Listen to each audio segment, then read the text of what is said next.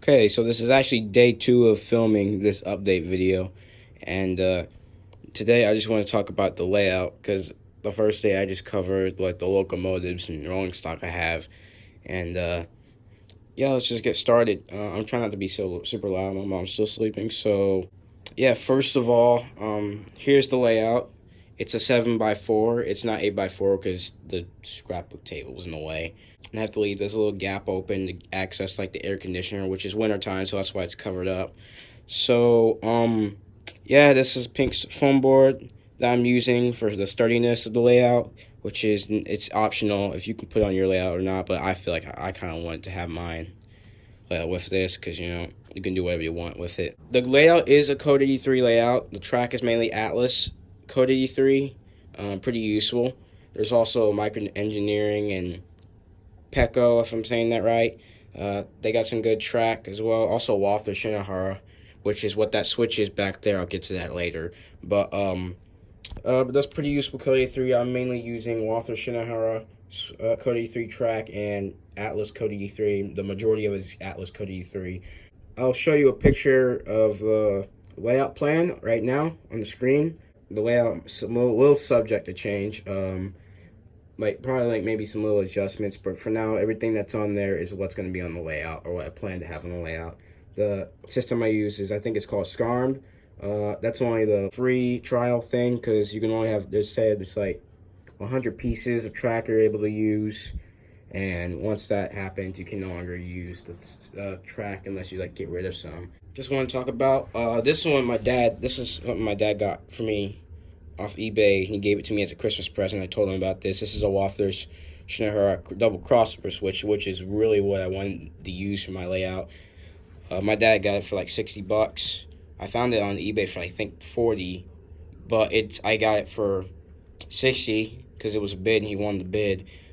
This switch, actually on the Walther's website, I found it was like around $100. I'm like, I don't want to pay that much. So I found this one. This is used, and this one actually has like a slight connective issue. I'll put down the track because that's why I actually took it off, because just to run the trains around, the trains usually stop on this switch. But I will show you guys what I'm talking about later. Obviously, the layout is incomplete. This curve is like the only legit section of the layout that's actually done. But I might redo the road bed because I didn't use the right tooling and it's kind of crooked and it's not that good. The track is not actually on. It's actually pinned down with like thumbtacks, which is not over there, and I don't have that many, so I use staplers. It's a good idea for now, in my opinion. Also, sorry if there's any glares in the screen. It's nice and sunny out. I have the window open, and there's no point in turning on the light in here. But here's a thumbtack holding this portion down. You can see it's kind of loose, and yeah, I wanted to keep the track together.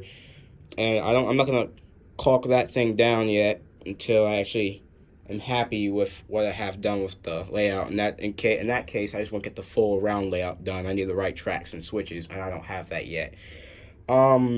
This is glued down with the wood glue over there. It's Elmer's wood glue, pretty useful. I'm gonna use caulk to glue this down. Or liquid nails, whatever you want to call it. That's what I use to glue this foam board down. And as you can see, I had to cut it off. I try my best to sand it. It's kind of not that good to sand, but just to give some like good space and stuff to access this area, and just get rid of some rough edges off of here the best I can. As you can tell, it's not the best, but yeah. And again, I think I mentioned this in the intro. I can't remember already, but this is pine wood, pretty useful. My construction teacher last year kind of helped me build this.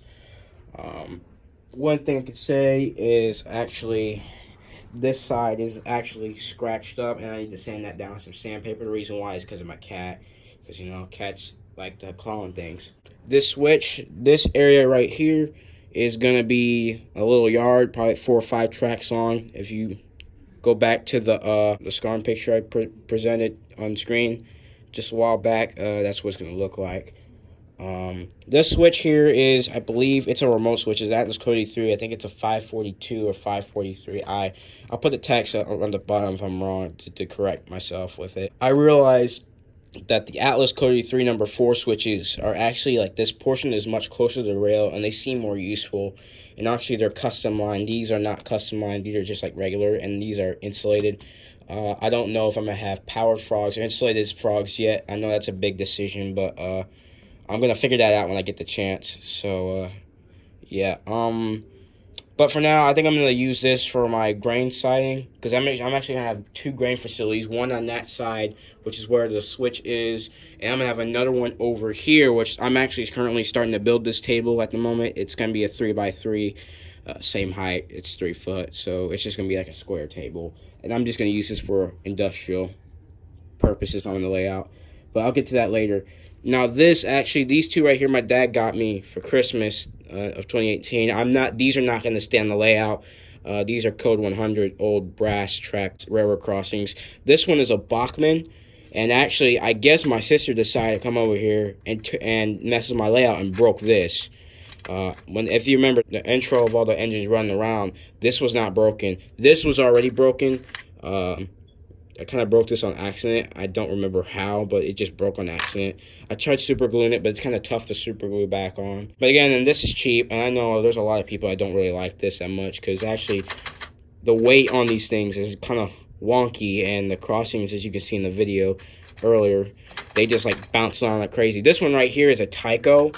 Not using this because there's really no purpose on my layout, because I'm not going to use these on my layout. These are Code 100, not Code 83, and I may start like a small Code 100 layout in the future. Maybe I'll just put these on there. But these are all brass track. This Tyco, in case you're wondering, where's the other crossing at?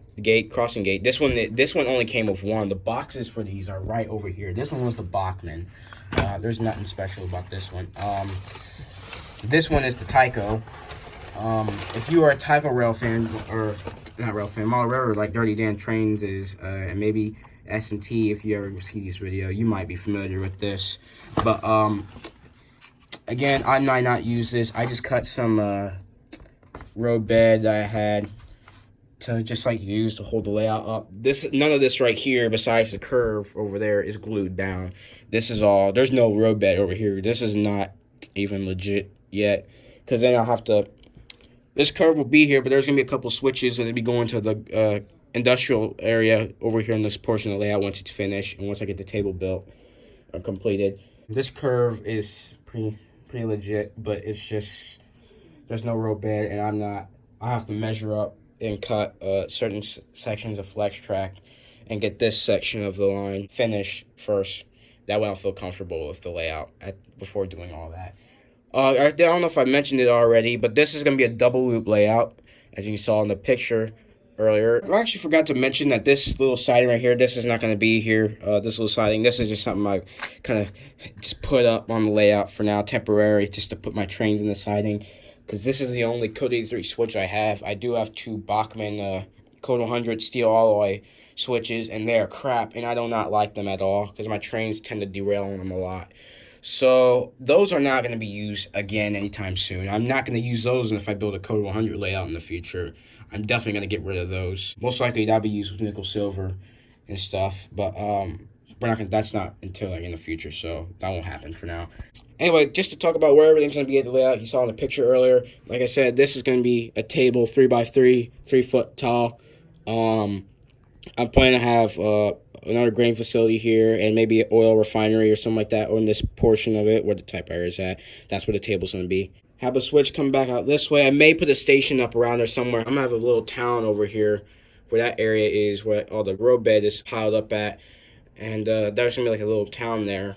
I'm going to put a factory over there where those boxes are at. May have a little siding come out where the yard is, and I'm thinking about it, still considering it. I might put a engine house over in this area of the layout, but I'm not too sure. That's not on the SCARM program track thing yet. I actually don't know how they'll call that, but like I said, it may change, so I'm still considering it. Depends on how much room I have when the whole layout's finished.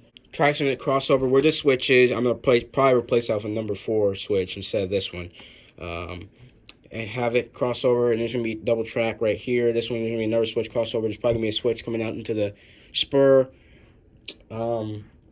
that's all I can say for this section for now. There's gonna be some Walther's curve 6.5 switches coming out right here, entering the yard. Before you guys are asking what happened to this portion of the foam right here, well, my brother, in case you didn't know, he has autism.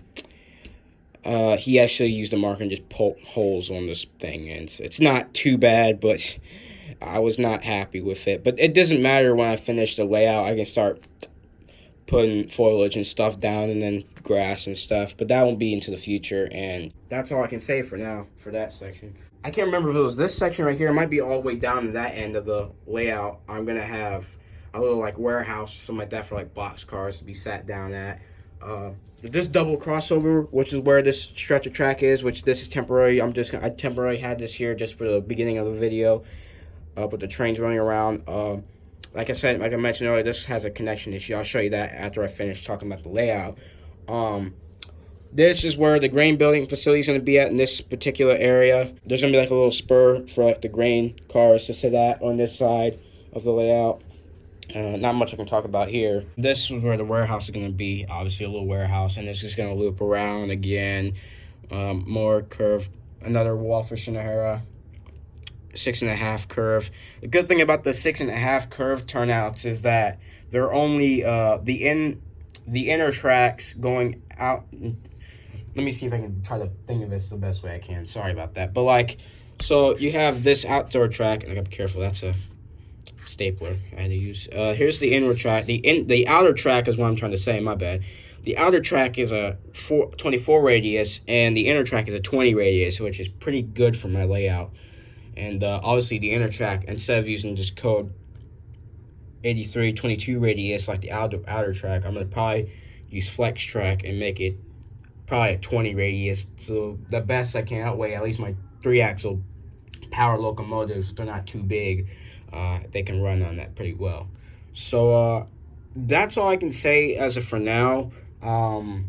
That's basically an idea I have for my layout. But yeah, that's all I can say about that for now. Just another little side note, this is just like a little storage area for miscellaneous stuff. And most of my HO scale stuff I'm no longer using is going to be over here. As you can see, there's my old HO scale tunnel. If you've been a long time viewer of my channel, you may remember this on my little Bachmann steel alloy layout, loop layout. I'm not going to use it anymore. There's no room on my layout to have it on, and obviously it's plastic, and my cat's gotten hold of it in the past when I had it at my mom's house, and this is usually at my dad's house, but since it was on my mom's house, my cat would get hold of it and try to scratch it up, and he put a couple holes you can see right down there where obviously this thing is buried with the extension cord. And also there's also some, it's gonna get dark, so my apologies, but there's all types of Bachmann steel alloy track I'm gonna use. I have a spare controller from the Overland set from back in the day.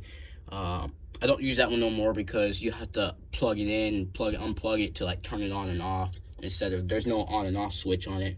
So and this is all just like a bunch of miscellaneous like boxes for like freight cars and stuff. All my locomotive boxes are being stored in my in my room, which is where my little workshop is, which we'll get to that in just a second.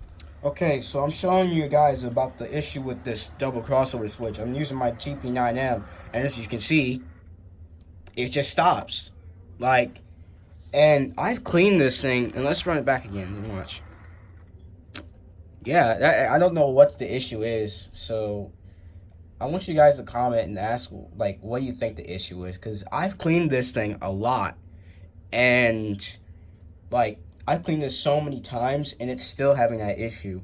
Like, let me just go set the thing up as, let me just go set this up to run faster. Just run this engine faster. It will still kind of do the same thing. Just. So now it is running at full speed, and I'll show you what it's doing. Now, it does run through it, but it just skips over the dead spot when it gets the chance. And it's only when they go fast. But I want my trains to run kind of slow. So, and you can even hear it when it loses power. So yeah, and then let's just run it. Let's run it the other way slow. Let's see what happens. Let's just slightly like run at half speed. Let's see what happens running it backwards.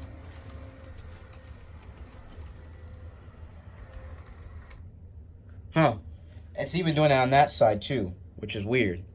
So I don't know what the issue is. Like, it has power in between in between the turnouts. So I don't know if it's a turnout issue or just needs wiring or stuff or what, or just needs more heavy cleaning. So it'd be a big help if you guys comment below, and you might know what the possible solution to fix this. I clean this thing a lot, and I don't know what the issue is. Let's just try, and I don't know if it's just a continuity or connection with the rails and the turnout rails or what. So let me bump this up at a higher speed so you can see what it's like going reverse.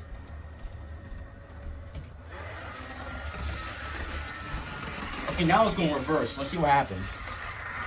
It skips over it as well, but then again, it gets power in between here, and yeah, I don't know what the issue is. Like, it looks like it works when it's going full speed, but going slow, it just stops. So again, it'd be a big help if you guys comment below and think of a good solution.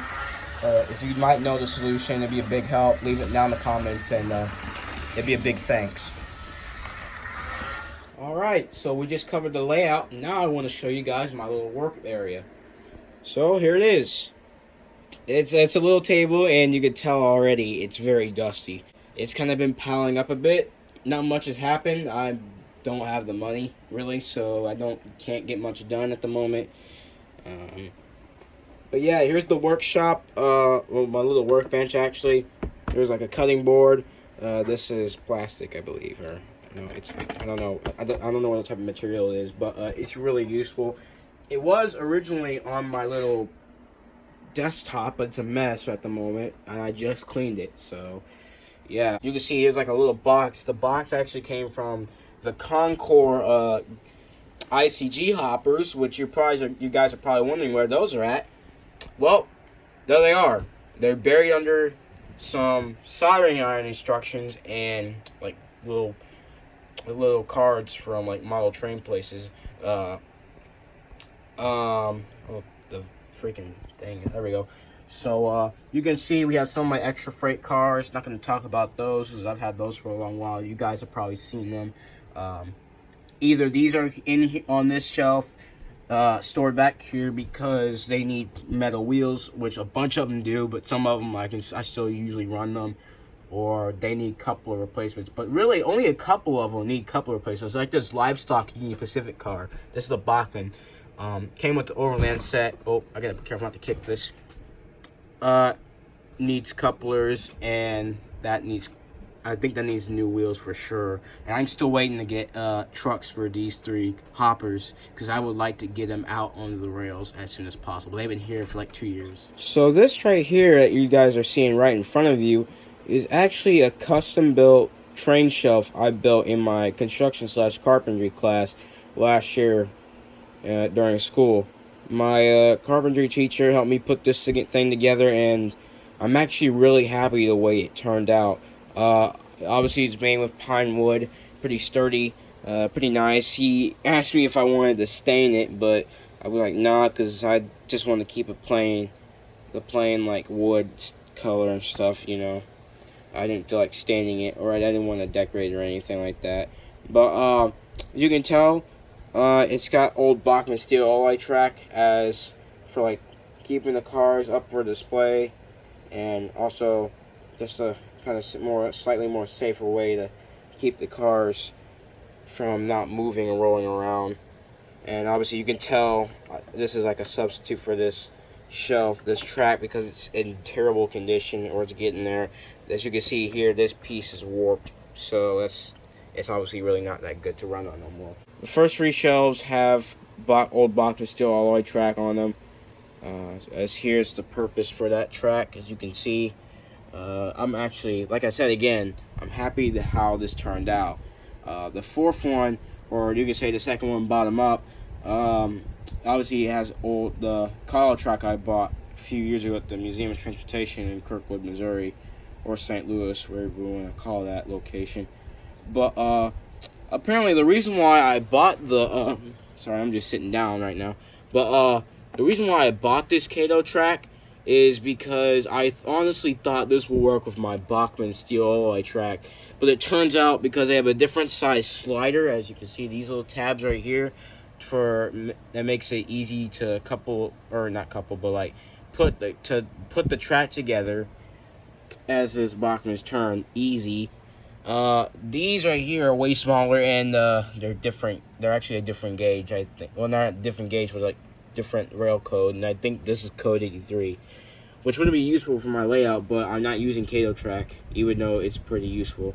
Kind of a bit of waste of money, but it didn't matter because I might just use this again. Apparently, I don't know what I'm gonna do with these curves, but I'm gonna use the straight track as maybe a display track for my layout, but that'll be something else in the future to talk about. But yeah, some of the cars you saw earlier in the video, I went ahead and put them on here to show what it looks like. The locomotives are not up there, but they usually are going to be stored in these top two shelves in case until I run out of room, that is, I'll start storing them in here. Because for now, this is mainly for my locomotives, this shelf. And obviously, it also can store freight cars if I want to. I may build me another one if I want me to, but for now, I think I'm good with this. My grandpa actually mentioned that if I can build another one of these things, if I want to, I can take it to a train show and sell it for a good amount of for a good price. But for now, I don't think I'm gonna do that for now. I kind of got too much going on. Yeah, this is my custom built train shelf, and I'm for like the third time. I'm really happy how this turned out. Also, by the way, and in case you guys didn't know, these are all like my caboose and locomotive boxes are gonna be stored at. The other ones are not up there, but yeah, let's now get on to the final portion. Excuse me, the final portion of the video, and that is my locomotive roster, which hopefully I know you guys have been waiting for that part and see what's been going on with those engines. So yeah,